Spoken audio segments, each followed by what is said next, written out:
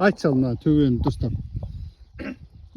Мынау енді бәке іздеп келе жатқан Байғұс атаның төбесі осы шығар енді біздің білуімізше, естуімізше. Естуің бойынша. Иә, мынау Құлжымыр қасқа төбе дейді, кейінгі кезде аталған шығар.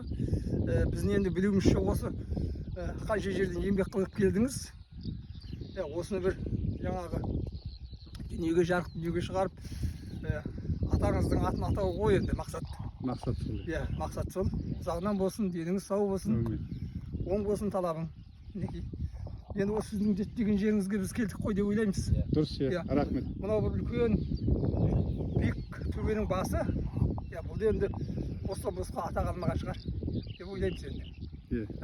Өте не дейміз енді?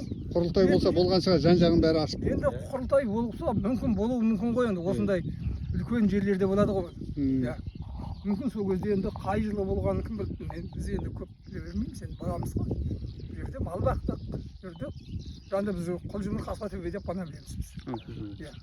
Бәрекет, біреу сөз айтасың ба? Дегендей мынау іздеп келіп жатқан жері мынау төбенің басы мынау. Мүмкін жаңағы сіздің айтқан жобаңа келіп қалады, айтқаныңызға.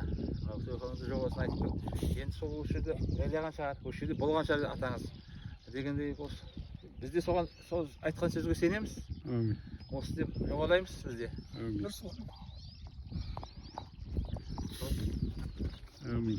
Дегенде оң болсын аға талабымыз. Түсір болсын, жігіттермен тұрып сөйін. Сәзі. Шынын тұп қой. Шынын тұп. Жігіттер, рахмет. Атаң жер деп алып келіп жатсыңдар. Атамыздың жеріне келіп жатырмыз, бабаларымыздың жеріне. Бабалар өз жерді басқан шығар. Солардың бір есі, тілектері сіздерге де берсін, бізге де берсін. Алла тағала шерепет іздеген адамбыз ғой. Біз артымыздағыны тарихты білмей, арға жүру, алдыға жүру қиын. Осындай тарихты артымыздағы аталарымыздан жасаған жақсылықтарын көріп, алға балдарымызға үйретеміз. Мына осы жерде жаңағы тарих бойынша, не бойынша осы жерде құрылтай, екінші құрылтай болған екен. Қарағым құрылтайды, екінші құрылтай осы жерде жаңағы Әбілқайыр хан болып бастап, мына кімдерге барып, жаңағы орта жүздегі мына жоңғарлар орта жүзді құртып атқанда сол жерге барған деген әңгіме бар. Сол туралы кітап шығып жатыр.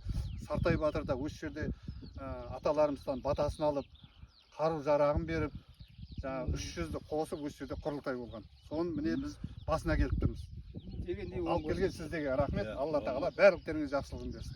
Әмин.